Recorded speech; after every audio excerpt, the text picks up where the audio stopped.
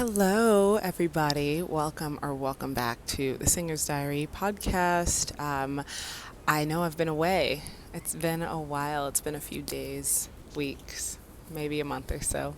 But I'm finally back. Come on. I don't know if you can hear the cat. She is always complaining. Every time I'm not paying attention to her, she starts crying. So don't mind her in the background.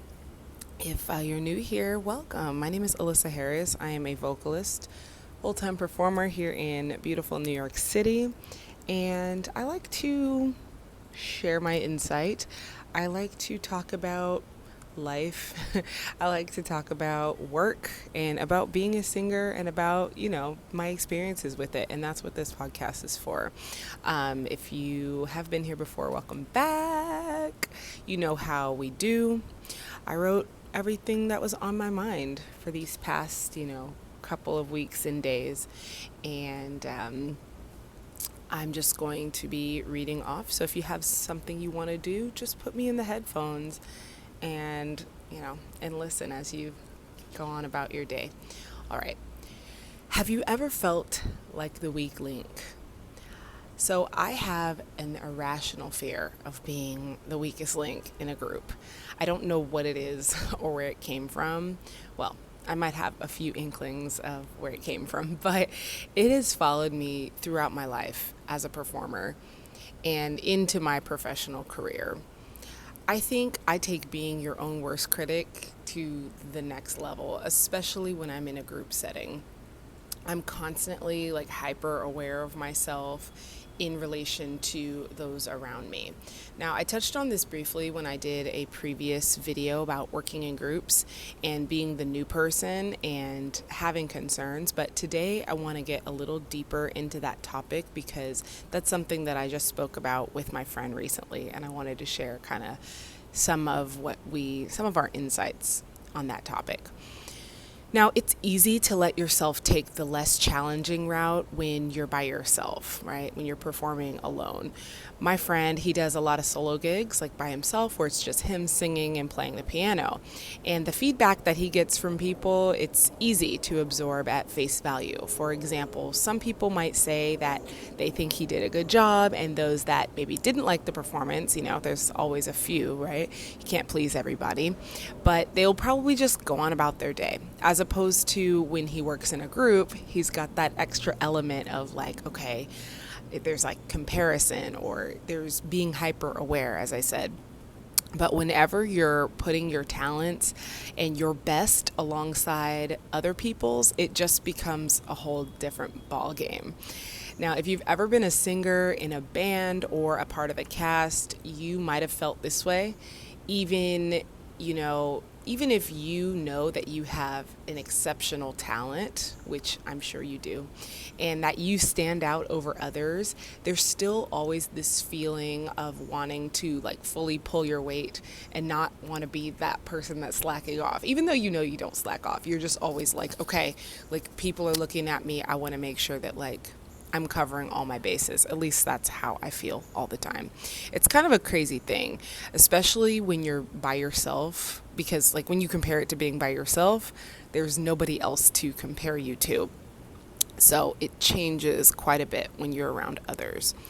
And even in the best circumstances, okay, as performers, we're always being compared to each other, at every level. Some people, they'll compare your wedding band to the band they saw at their cousin's wedding a year ago, okay? They compare members of Destiny's Child to each other. We went to see Chippendales at my homegirl's bachelorette party. We were categorizing those men we were rating them from who was the hottest, who was a better dancer, and they're all amazing performers, but just naturally we go ahead and categorize people that we see on stage. This is normal behavior. I don't think this is anything new. We cannot control how audiences perceive us, especially in contrast to others, and we all have things that make us truly unique. And that's all the more reason for us to stay on our toes as performers and just do your personal best. Do what is your personal best. And that's the best advice that I can give on that. All right, shifting gears here. I don't know who needs to hear this. I don't know if this message is for you, okay? But stop playing. I've been sent here to tell you, I downloaded this message earlier and I was like, I need to share this with y'all. Stop playing, okay? Stop playing with your time, okay? Stop playing with your gifts. Stop playing with the people that you let into your circle. Just stop playing games, okay? I always think about what it would be like to get to the end of your life, right? And you're able to sit down with God or whoever, your higher power, and you're able to sit down and watch your entire life as though it was a TV show. What if you were able to do that? I mean, that would be amazing. What would today look like when you look back on it? Would today be an interesting watch? What would this episode or this season of your life say about you? Would you look at yourself sitting down, scrolling through social media, watching TV, sleeping, eating junk food, and so on? It just really comes down to the concept of doing something today that your future self will thank you for. That's basically what I'm getting at here. And I want you to ask yourself, what is important to you? What are your priorities? Okay, ask yourself, what needs to be done? What do I need to do? What do I need to make happen in order to have the life that I want, the career that I want, the partner, or whatever it may be? What am I missing? And is what I'm doing today supporting that journey in getting there? Is what I did today or what I'm doing today helping move me closer, or is it moving me further away from my goals? That's a good question to ask yourself. Now, we all have our lazy moments, so don't come for me like I understand being busy, trust me. And we all have our times where we don't want to do things, right? We don't want to work hard on certain things, and I get that. And the times that I'm feeling lazy, it's usually because I'm feeling tired, I'm feeling overwhelmed, I'm approaching burnout, so I understand it when life is lifing, right? And sometimes you do need a break to do nothing. And so I understand that. But I'm learning that there are ways in order to balance everything out in a way that is productive and effective and will leave you with some energy left over so you don't feel like you're squeezed to the limit every week, month, or year, right? And so that's kind of where we come in with the solutions. The problem is we're all tired, we're busy, we're burning out, we're working really, really hard. And it's a vicious cycle because it's like, okay, I got to work hard to get the life that I want. And then I work really hard and I'm so tired and now I can't continue on with the plan. Like it's tough. I'm not saying it's easy, but here are some ways that I tackle overwhelm and I avoid one very bad habit of mine, which is procrastination. Now, I know it's easier said than done to be able to pace yourself and manage your time efficiently 100% of the time. We have extremely busy lives. Things get crazy very quickly. And a lot of times we work with limited resources, right? Money is tight. And recently I've been trying to do better at implementing good habits that are helping me in every area, both personally and professionally.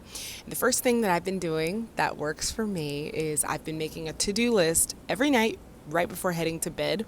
This gives me something to look forward to, like inspired, like motivated to do the next day, and something that will give me incentive to get to bed on time and not sit in my bed and scroll on social media, right? I have a hard time. This is another challenge for me. Is I have a hard time prioritizing or identifying what's the most pertinent thing on my to-do list. If you're like me and you treat everything like it's the most important thing in the world, and everything's going to come crashing down if it doesn't get done like right now. But that's I'm working on that too. Most of the time you can categorize things on your to-do list by organizing them from most important to least important. Like right now, I have a few different shows to prepare for between now and the end of the year, for example. That's just how my brain works. I also have a few trips to plan and some projects that need to be completed around my home. This is the way my brain works. I'm like, Alyssa, you need to lock yourself in a room and cram for 8 hours and do everything and get it all done in one day. That's not realistic. Again, it's not realistic, but that's just how, I don't know why my mind goes there. But honestly, that's what leads me to burnout sometimes. That's what leads me to feeling like, oh my God, I just can't do it. So it's a vicious cycle. But when I started making lists, all of that changed. Your listography should be on point. Lists could be your best friend. The wonderful thing about the list is that if there's still things on there, you can always do them tomorrow, right? And you can make lists for different things. Have a list for, self-care, a list for professional, a list for personal, a list for relationships, a list for cooking. Like, you could make a list for everything, and it just gives you like that visual representation and gets it out of your mind. If your mind is feeling scrambled, you write it down, and then once those things get done, it's that much more of a satisfaction of crossing it off, right? And I learned this in therapy. She was like, my therapist was like, when you make a list, put easy things on there. Put brush my teeth, go to work. Because those things you're going to do anyway. But it's not about doing the easy things. It's about crossing them off. And that just makes you that much more motivated to cross things off, to do more things and cross them off. It's the satisfaction of getting things done, right? Okay. Go ahead and achieve those goals, ladies and gentlemen. I'm really, really glad that you listened today, and thank you for taking the time to come on and kind of just hear some of my thoughts. I hope some of the stuff resonated with you guys. I am working on putting out more videos, putting out more content, and I hope that you do enjoy it. Follow me on the socials. Go ahead and subscribe to the YouTube channel. Like I said, working on putting out a little bit more consistently, and hopefully I will see you in the next one. Bye.